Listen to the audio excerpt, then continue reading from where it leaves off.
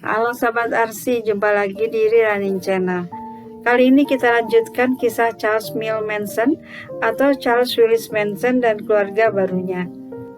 Kini mereka kerap bepergian dengan bis tua yang telah dimodifikasi. Dari Brunner, Manson memperoleh seorang anak laki-laki bernama Valentine Michael. Setiap anggota keluarga Manson memiliki nama alias atau nama lain. Misal Charles Willis Manson menjadi Charlie. Menurut David Smith, Manson berusaha memprogram ulang pengikutnya agar mereka dapat dikendalikan. Anggotanya memiliki latar belakang yang beragam, bahkan ada yang berprofesi sebagai musisi dan aktor. Charles Tex Watson, seorang musisi dan mantan aktor. Bobby Beausoleil, mantan musisi dan aktor pornografi. Brunner, Susan Atkins, Patricia Krenwinkel, dan Leslie Van Houten. Manson membesarkan keluarganya melalui penggunaan obat seperti LSD dan pelayanan plus-plus. Pada tahun 1968, Manson berkenalan dengan Wilson dari Beach Boys. Wilson memperkenalkan Manson pada produser Bird yang bernama Terry Meltzer. Manson merekam banyak lagu untuk Wilson, tapi dia tidak menuntut pembayaran karena keluarganya telah merusak mobil Wilson. Pertemanan Manson dan Wilson tidak berlangsung lama, hanya 6 bulan. Wilson memutuskan untuk pindah dari rumahnya karena sudah ditempati Manson dan pengikutnya. Suatu hari mereka berhasil diusir dari rumah Wilson. Sebelum pergi, Manson menitipkan sebuah peluru pada pengurus rumah tangga untuk diberikan pada Wilson dengan sebuah pesan ancaman. Sekitar tahun 1960, Manson dan keluarga inti tinggal di sebuah peternakan milik George Pahan. Para wanitanya melakukan pekerjaan rumah di sekitar peternakan sambil sesekali melayani kebutuhan George Pahan, pria tua yang hampir buta dengan usia sekitar 80 tahunan. Sebagai gantinya, Manson boleh tinggal di peternakan secara gratis. Di masa berikutnya, keluarga Manson berkembang menjadi sebuah sekte kiamat. Pada tahun 1969, Manson pergi ke kediaman Meltzer. Di sana dia bertemu dengan Sharon Katami, Sharon Tate, dan Alto Bailey. Karena Meltzer tidak ada di rumah, dia pun segera pergi. Tex Watson terlibat dalam pengedaran narkoba dan merampok seorang pengedar narkoba berusia 22 tahun bernama Bernard Lotsapopa Crow. Crow diduga membalasnya dengan ancaman akan membunuh semua orang di Spahan Ranch. Sebagai tanggapan, Manson menembak Crow pada tanggal 11 Juli 1969. Gary Alan Hinman, 34 tahun, adalah seorang guru musik dan mahasiswa pasca sarjana di UCLA. Suatu hari dia berkenalan dengan keluarga Manson dan memperbolehkan mereka sekali-kali tinggal di rumahnya. Manson yang meyakini Hinman orang kaya mengajaknya bergabung dan meminta dia menyerahkan asetnya. Karena Hinman menyangkal kalau dirinya memiliki uang, maka Manson dengan Beausoleil, Mary Brunner, dan Atkins datang ke rumahnya dengan membawa sebilah pedang, lalu Manson melukai wajah dan telinganya. Setelah itu Hinman dihabisi oleh Beausoleil. Sebelum pergi, dia sempat menulis babi politik di dinding dan menggambar macan kumbang, simbol Black Panther, dengan menggunakan darah Hinman. Dari kejadian ini, Manson mendapatkan uang sebesar 21.000 US dollar. Dalam autobiografi, Atkins mengatakan, kalau 2 hari sebelumnya Manson memberitahu dia secara pribadi bahwa jika ingin melakukan sesuatu yang penting, dia harus membunuh Hinman dan mendapatkan uangnya. Beausoleil ditangkap pada tanggal 6 Agustus 1969 saat sedang mengendarai mobil Hinman. 8 Agustus 1969, atas instruksi Manson, Tex Watson membawa serta Susan Atkins, Linda Kasabian, dan Patricia Krenwinkel ke 1050 Shallow Drive di Bedady Canyon, kota Los Angeles. Tujuannya adalah membantai orang-orang yang ada di Shallow Drive. Di malam yang naas itu hadir aktris film berusia 26 tahun yaitu Sharon Mary Tate, Jay Sebring, Abigail Ann Folger, pewaris kekayaan kopi Folgers, putri Peter Folgers, dan orang terkenal lainnya. Manson menyuruh mereka untuk meninggalkan tanah sesuatu yang ajaib. Atkins menulis babi di pintu depan dengan darah Tate bertujuan untuk mengeluarkan anggota keluarga Manson yaitu Bobby Busoley dari penjara. Mereka melakukan aksi itu di malam hari. Kesadisan keluarga Manson tidak hanya sampai di situ. Ted yang ada di dalam rumah dan sedang hamil 8,5 bulan memohon agar diizinkan hidup cukup lama untuk melahirkan dan menawarkan dirinya sebagai sandera dalam upaya menyelamatkan nyawa anaknya yang belum lahir. Namun baik Atkin maupun Watson tetap melenyapkannya.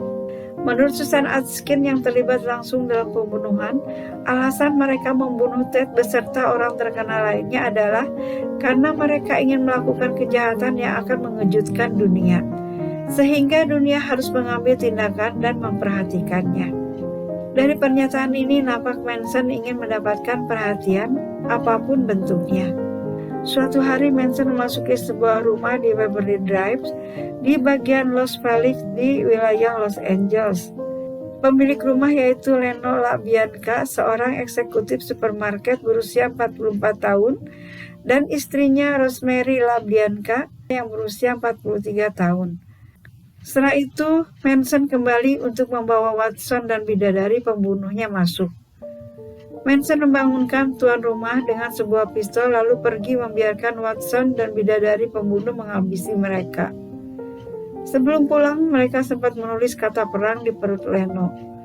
Diperkirakan Manson melakukan pembunuhan ini secara acak.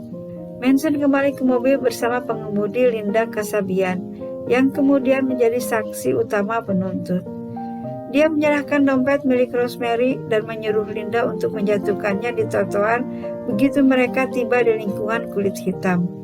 Menurut Heather Carter dari jaksa penuntut Vincent Bugliosi, Manson ingin orang kulit hitam menemukan dompet dan menggunakan kartu kreditnya sehingga polisi akan mengira mereka yang membunuh LaBianca yang sebenarnya. Pembunuhan tidak berhenti sampai di sana.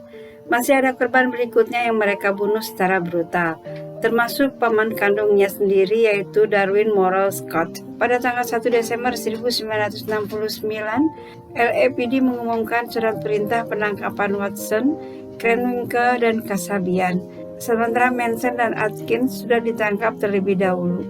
Sidang dimulai pada tanggal 15 Juli 1970. Dengan saksi utama penuntut adalah Kasabian. Manson, Atkins, dan Krenwinkel didakwa dengan 7 kali pembunuhan dan 1 kali konspirasi.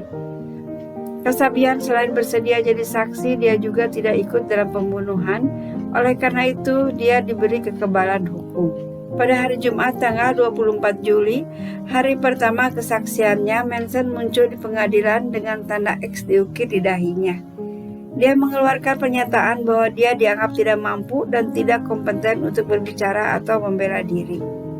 Selama persidangan, anggota keluarga Manson berkeliaran di dekat pintu masuk dan koridor gedung pengadilan. Mereka berjaga-jaga di trotoar, beberapa orang mengenakan pisau berburu. Mereka juga dapat diidentifikasi dari tanda X yang ada di dahi mereka. Pada tanggal 5 Oktober, Manson tidak diberi izin pengadilan untuk menanyai saksi penuntut. Manson berusaha menyerang hakim tapi berhasil digagalkan oleh petugas pengadilan. Dia dikeluarkan dari ruang sidang bersama para terdakwa perempuan yang mulai bernyanyi dalam bahasa Latin. Manson dihukum atas 9 pembunuhan tingkat pertama, meski dia pernah bercerita pada teman satu selnya kalau dirinya bertanggung jawab atas 35 kali pembunuhan. Manson mencukur rambutnya dan mencukur janggutnya hingga menjadi garpu. Dia mengatakan kepada pers, "Saya adalah iblis, dan iblis selalu berkepala botak." Pada tanggal 19 April 1971, Hakim Olden menjatuhkan hukuman mati pada keempat orang tersebut. Karena hukuman mati dinyatakan inkonstitusional pada tahun 1972, Manson kembali dijatuhi hukuman seumur hidup dengan kemungkinan pembebasan bersyarat. Manson mengajukan pembebasan bersyarat setelah 7 tahun penahanan. Sidang diadakan pada tanggal 16 November 1978 di California Medical Facility di Cavapil, tapi permohonannya ditolak. Pada tanggal 15 September 1975, keluarga kembali menjadi perhatian nasional ketika Quickie Farm berusaha membunuh Presiden Amerika Serikat Gerald Ford. Upaya tersebut terjadi di Sacramento, di mana dia dan sesama pengikut Manson yaitu Sandra Good telah pindah sehingga mereka bisa berada di dekat Manson saat ditahan di penjara negara Folsom. Fromm dijatuhi hukuman 15 tahun sehingga seumur hidup. Pada bulan Desember 1987, Fromm melarikan diri sebentar dari kamp penjara federal Alderson di West Virginia. Dia mencoba menghubungi Manson karena mendengar bahwa Manson menderita kanker testis. Beberapa hari kemudian dia berhasil ditangkap dan dibebaskan bersyarat dari Federal Medical Center Carswell pada tanggal 14 Agustus 2009. Pada tanggal 11 April 2012, pembebasan bersyarat Manson ditolak. Pada sidang tersebut mencatat Manson memiliki riwayat pengendalian perilaku dan masalah kesehatan mental termasuk skizofrenia dan gangguan delusi paranoid.